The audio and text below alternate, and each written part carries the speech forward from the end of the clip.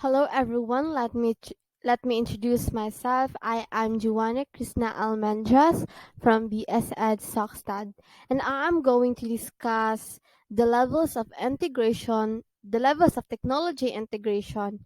So before that, I'll present some jumbled words and you will be going to answer what level it is from the technology integration. So alright, let me present it to you. Can you arrange this word, class? Uh-huh. Perfect. You're all correct. This is adoption level. So very good. This one, class. Can you arrange this and can you guess what level it is?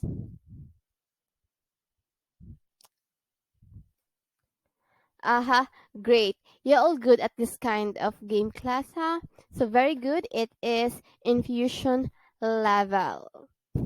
So now I will going to discuss the levels of technology integration. So before that, for the learning outcomes, at the end of the learning session, learners will be able to identify the levels of technology integration, determine the importance of the levels of technology in the classroom, and list the characteristic of the learning environment.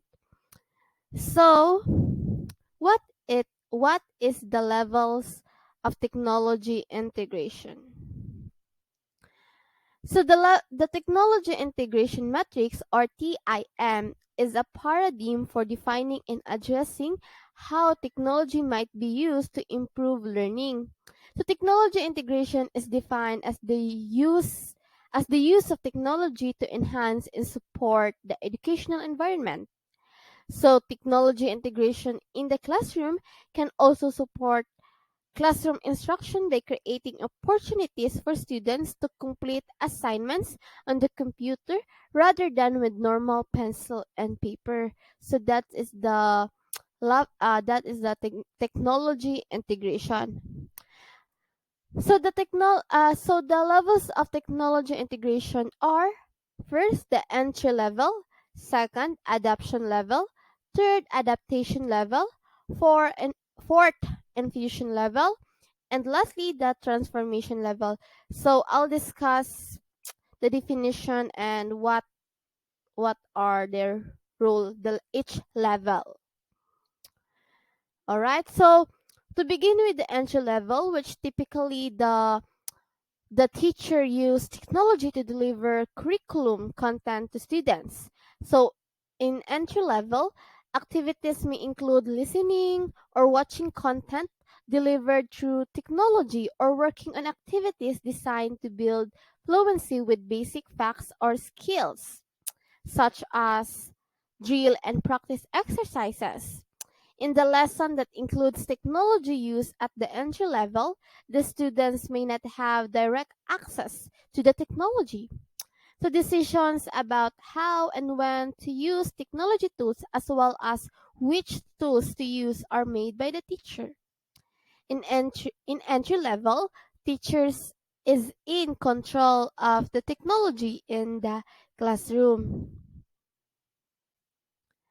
For the next level is adoption. At the adoption level, technology tools are used in conventional ways. The teacher makes decision about which technology tool to use and how to use it.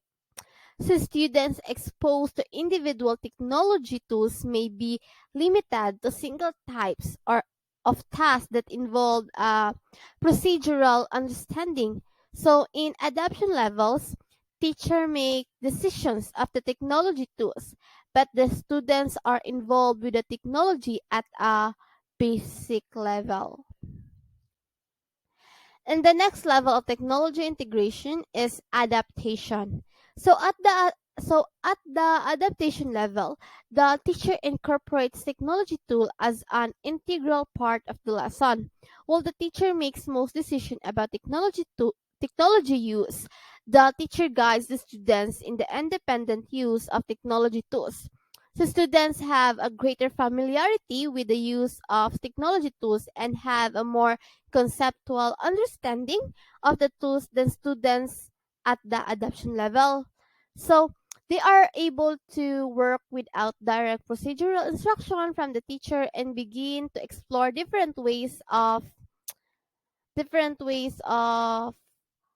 using using the technology tools. So the adaptation level where the teacher still facilitates the technology use but students are able to use the tools and independently. So students also begin to explore different ways to use the technology that they know how to use it. So the fourth level of technology integration is infusion. At the infusion level, a range of different technology tools are integrated flexibly and seamlessly into the classroom. So technology is available in sufficient quantities to meet the needs of all students. So students are able to make informed decisions about when and how to use different tools.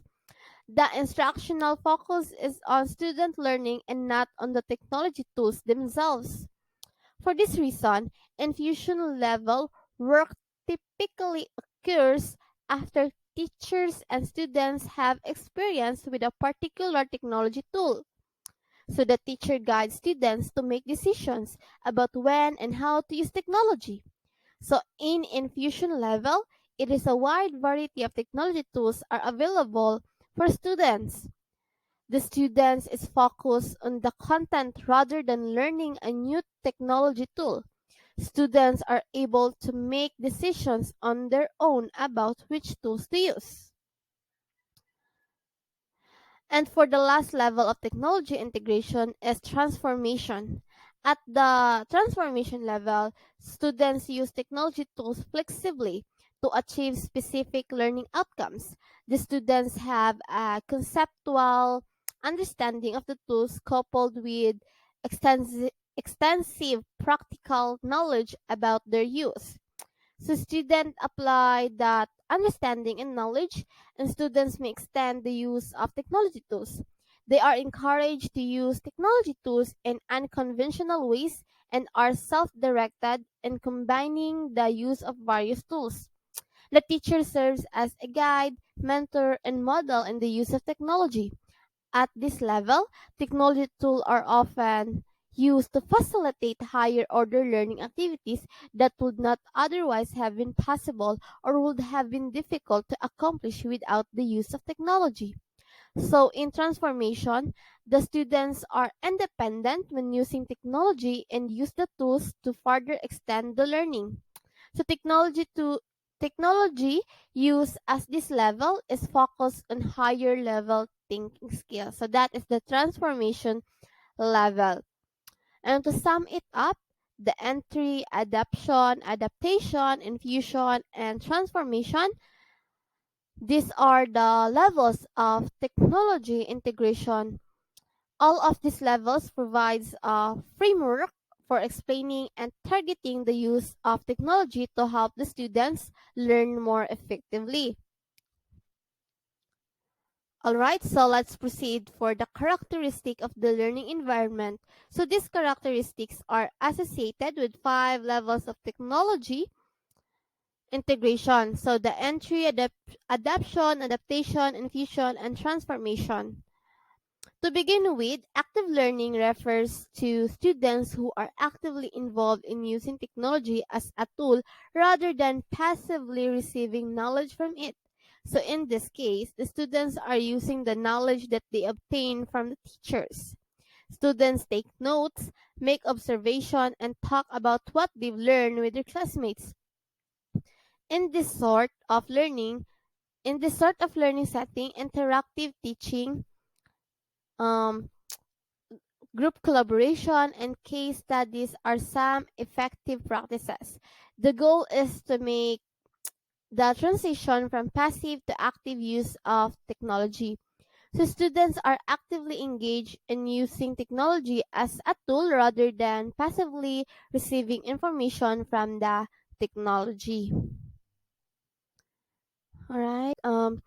The second is the collaborative learning, where the students use technology tools as collaborate with others rather than working individually at all times. The collaborative characteristic describes the degree to which technology is used to facilitate, enable, or enhance students' opportunities to work with peers and outside experts. So these characteristics considers the use of conventional collaborative technology tools as well as other kinds of technology tools that assist students working with others. Schoology discussion boards, blogs, e-portfolios, and G Suite applications enable collaborative learning. So the goal is to move from individual use of technology to collaborative use of technology. The next the next characteristic of the learning environment is constructive. Constructive learning, where the students use technology tools to connect new information to their prior knowledge rather than to use rather than to passively receive information. So the constructive characteristic describe learner-centered instruction that allows students to use technology tools to connect new information to their prior knowledge.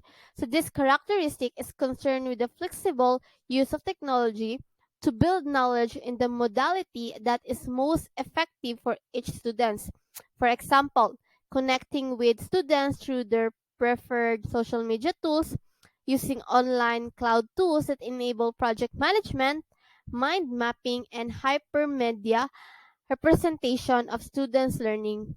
So the goal is to move from content-centered use of technology to learner-centered use of technology.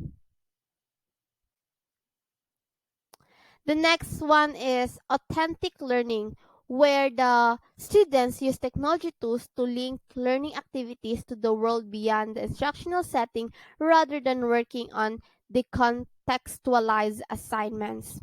The authentic characteristic involves using technology to link learning activities to the world beyond the instructional settings. So this characteristic focuses on the extent to which technology is used to place learning into a meaningful context, increase its relevance to the learner, and tap into students' intrinsic motivation. Example include the meeting with an expert, virtual field trips, blogging for a business, etc. The goal is to move from decontextualize use of technology to contextualize use of technology. Last but not the least is goal-directed learner, where the students use technology tool to set goals, plan activities, monitor progress, and evaluate results rather than simply completing assignments without reflection. The goal-directed characteristics describe the ways in which technology is used to set goals, plan activities, monitor progress, and evaluate results. These characteristics focus on the extent to which technology facilitates, enables, or support meaningful reflection and metacognition. Examples include making classroom rules together, creating goals for learning, daily learning agenda, etc. The goal is to move from a conventional task-oriented use of technology to productivity-oriented use of technology. So these are all the levels of characteristic of technology integration. Thank you for listening and have a great day. Bye bye.